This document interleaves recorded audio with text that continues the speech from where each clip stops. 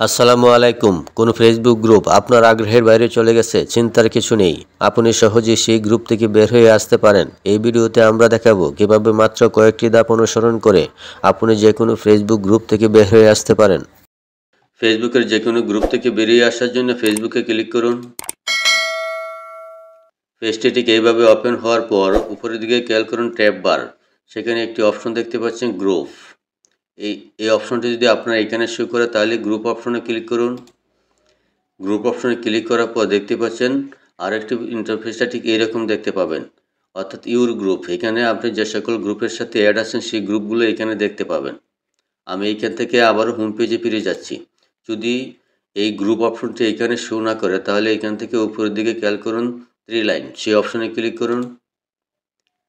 আবার পেজটি ঠিক এভাবে ওপেন হবে। নিচের দিকে খেয়াল করুন গ্রুপস, সেই গ্রুপস অপশনে ক্লিক করুন। আবারও ঠিক আগের মতন এখানে ওপেন হলো। উপরের দিকে খেয়াল করুন গ্রুপ সিলেক্ট করা আছে। তারপরে আপনার যে সকল গ্রুপের সাথে অ্যাড আছেন সেইগুলো গ্রুপগুলো এখানে শো করছে। এখান থেকে যে গ্রুপ থেকে আপনি লিভ নিতে চাচ্ছেন সেই গ্রুপে ক্লিক করুন। আমি এখানে এই গ্রুপের উপরে ক্লিক করলাম। ক্লিক করার পর পেজটা ঠিক এইভাবে ওপেন হবে। এখান থেকে উপরের দিকে খেয়াল করুন থ্রি ডট, সেই অপশনে ক্লিক করুন।